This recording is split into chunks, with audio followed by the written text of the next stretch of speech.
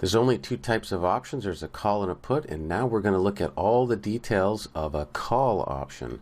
So when the stock goes up, the option value typically goes up. And the option contract has a few elements that determine the value of it. One of them is an expiry date. And we're going to look at all the details here.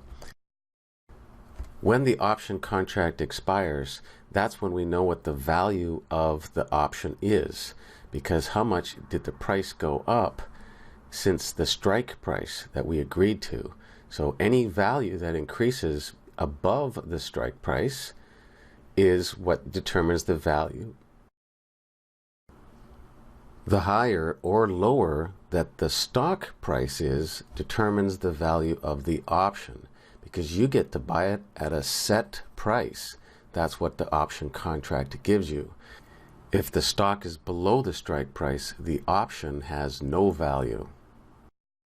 When the option comes due at expiry, we know the exact value of what the option is. It is the difference between the strike price that we agreed to and the stock price. That makes the option worth $10 in this example. And this is why options are so exciting. The power of the financial gain was 100%, not 10%. However, you have to pay money for the option before expiry.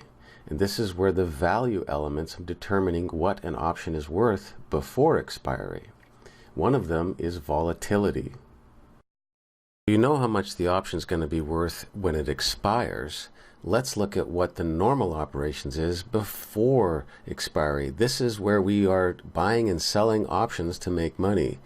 And the biggest key is, where is the stock price now relative to the strike price? If it's far away, the odds of us making money at expiry and this option being worth something at expiry is very different if it's close to the strike price. If it's far away from the strike price, it's probably not worth very much today. And that's one of the pieces that determines the value today. When a stock trades in a wider range up and down, it's more volatile. It's more likely that it's going to hit our strike price. So volatility, the up and down behavior of the stock, makes the option worth more because it's more likely to reach the strike price and be profitable.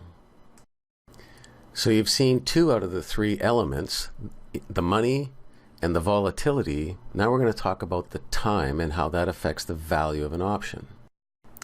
Presuming the option expires there, and we're over here where the yellow arrow is, there's a lot of time for that price to be met at expiry.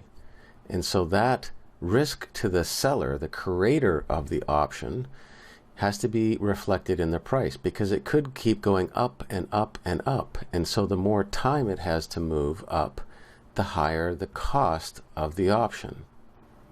The closer we get to expiry, the less chance that the stock has to make even more money, or in some cases be a profit. And so the value of the option is reduced if you have very little time to get into more profit. We're going to put it all together here.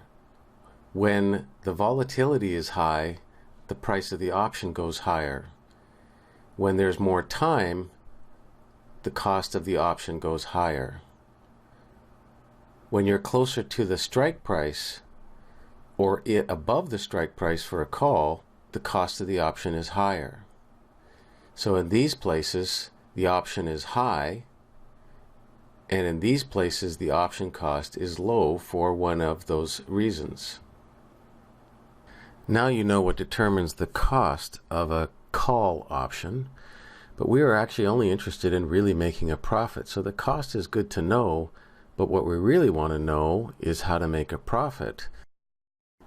And generally that means knowing that the stock is going to go up before it happens.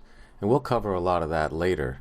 But right now, I just want to make sure you realize that we do not hold the stock option until expiry. We let it go and sell the contract before the expiry date. The plan is to catch a short burst in the stock price moving upward, and that's why we would use a call option to make a good profit quickly.